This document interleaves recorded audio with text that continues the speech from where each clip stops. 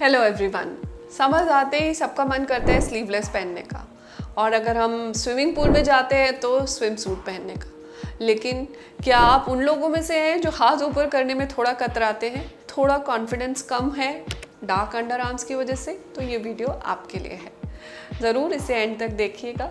और अगर आप नए हैं चैनल पे and if you have not subscribe to the channel, please do सो।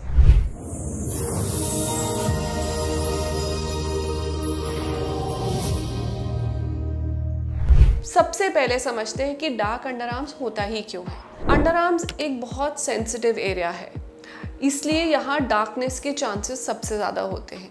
अब क्यों होते हैं? 3 मेन रीजंस की वजह से। सबसे पहले फ्रिक्शन। जिनकी स्किन ड्राई है और उनको पिगमेंटेशन की टेंडेंसी इंक्रीज होती है, स्पेशली उन एरियाज़ में जहाँ फ्रिक्शन होती है, जैसे कि अंडर आर्म्स।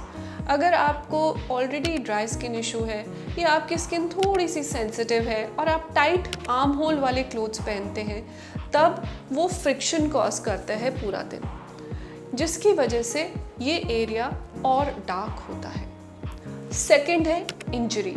किसी भी तरह की इंजरी चाहे केमिकल से हो, हीट से हो या फिजिकल इंजरी हो। इंजरी जब हील करती है तो थोड़ा बहुत पिगमेंटेशन छोड़ती है। हीट इंजरी जैसे वैक्सिंग, जब हम वैक्सिंग कराते हैं अंडर आर्म एरियाज में, वो गरम गरम वैक्स लगाते हैं, साथ ही उसको फिजिकली पुल भी करते हैं। दोनों ही तरह की इंजरी होने की वजह से अंडर आर्म एरिया सेंसिटिव होता है और पिगमेंटेशन में हील करता है।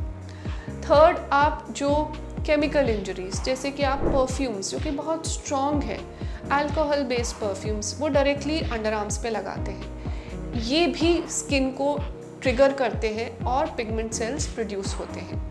पिगमेंटेशन एक तरह से स्किन का प्रोटेक्टिव रिस्पॉन्स है, तो स्किन एक तरह से अपने आप को बचाना चाहती है, बचा रही है, लेकिन ऑब्वियसली वो देखने में अच्छा नहीं लगता। तीसरी इशू होती है हमारी बॉडी में कोई डिसऑर्डर्स, स्पेशली जैसे कि कोई मेटाबॉलिक डिसऑर्डर हो, जैसे थायराइड हो, डायबिटीज़ हो या इंसुलिन रेजिस्टेंस हो।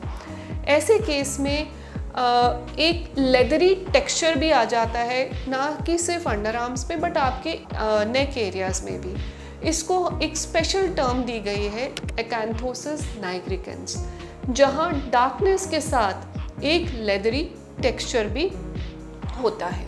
अब ये हमने समझा कि कॉजेज़ क्या हैं। अब व्हाट नॉट टू डू, हमें क्या नहीं करना इसको इंक्रीज करने के लिए। सबसे पहले क्लोथ्स हमें लूज पहनने हैं, कॉज को रिमूव करना है।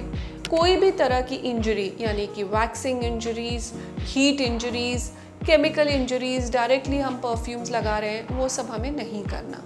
जितना हो सके इस एरिया को हमें इंजरी से बचा के रखना है। आप लेज़र हेयर रिमूवल चूज़ कर सकते हैं, आप परफ्यूम्स क्लोथ्स पे लगा सकते हैं।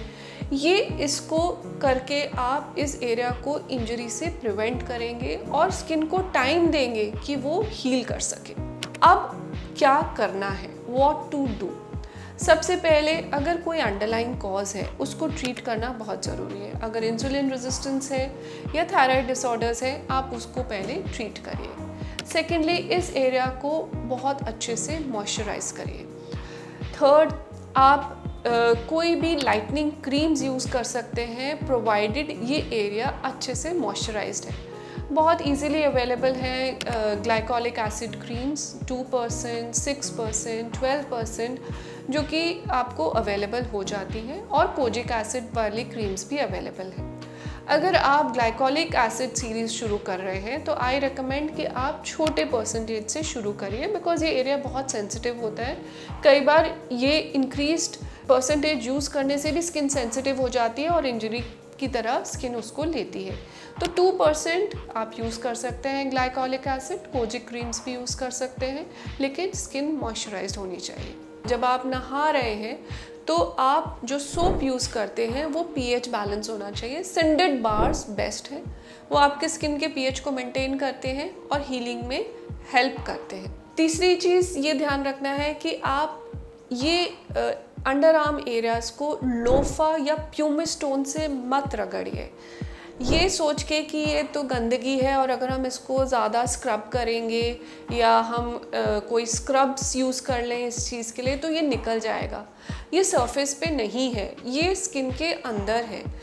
आप अगर स्क्रब्स, लूफा, प्यूमिस ये यूज़ कर रहे हैं, this is definitely going to increase the problem because the skin will become more sensitive और वो और पिगमेंटेशन आपको देगी।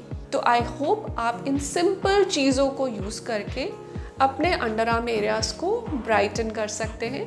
और अगर फिर भी वो नहीं हो रहा तो you can always go for peels and you can always go for laser lightnings. So I hope this helps. Stay tuned to my next video. Till then, stay healthy and stay safe.